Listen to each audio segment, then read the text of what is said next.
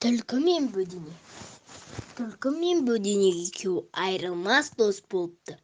Екі дос талай жерлерді шарлапты, талай қызықтарды көріпті. Күндердің бір күні, досым мені бір күлдіртші депті түлкі. Жарайды, күлдіртейін, сен менің артымнан ерде отыр, мен ұшамын да отырамын депті бөдене. Сонымен бөдене ұшыпты да отырыпты. Түлкі желе отырып, еріпті де отырыпты. Бір жерге келсе, бір кемпір сиыр сауып отыр екен. Шалы бұзауды ұстап тұр екен. Бөдене ұшып барып, сиыр сауып отырған кемпірдің басына қона кетіпті.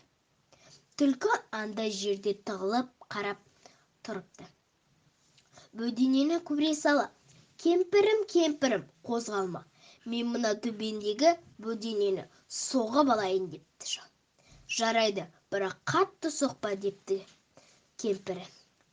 Шал жерде жатқан күректі алып салып қалғанда бөдене ұша жөнеліпті. Күрек кемпірдің басына тиіп, кемпір құлапты. Шелектегі сүт төгіліпті. Түлкі шек салып қатты күліпті. «Досым, күлдің бе?» депті бөдене. «Күлдім, досым, күлдім. Ризамын, досым» депті түлкі күндердің бір күнінде. «Ал, досым, енді мені бір мықтылап тұрып қорқытшы» депті. «Қатты қорқытайын ба, ашуланбайсың ба?» депті бөдене. «Жоқ, ашуланбаймын, қатты қорқыт» депті түлкі. «Жарайды, қорқытайын, бірақ сен көзіңді тас қылып жұм. Мен сенің төбеңе қонып, екі қанатыммен көзіңді жабамын. Содан кейін сен жүр де отыр. Оңға десем оңға, солға десем солға.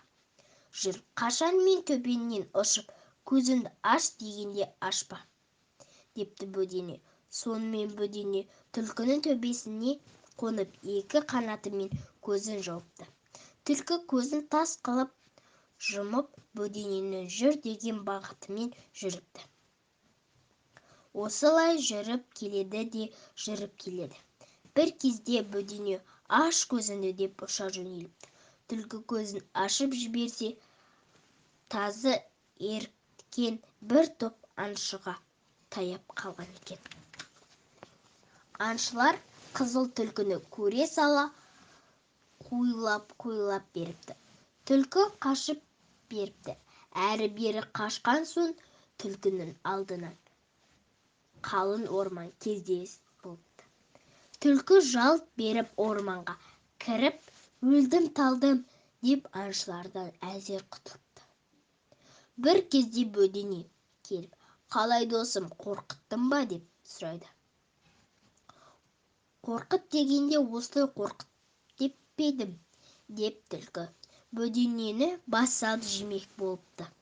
Бөдене түлкінің аузына тұрып: «Досым, ұзақ жылдар дос болдық, ойнап күлдік, талай қызық көрдік. Қазір мені жегей тұрсың, қайтем жесең же. Бірақ осы күнге дейін атым жөнімізді сұрап біліскен емеспіз. Жесең де атымды айтып жесейші, ақырғы тілегім болсын». «Атым Маңғат еді» депті бөдене. Түлкі аузын ашып «Маңғат» дей бергенде, аузына «Самғат» деп бөдене ұша жөнеліпті. Осыдан былай түлкі мен бөдене достықтан айырылысыпты.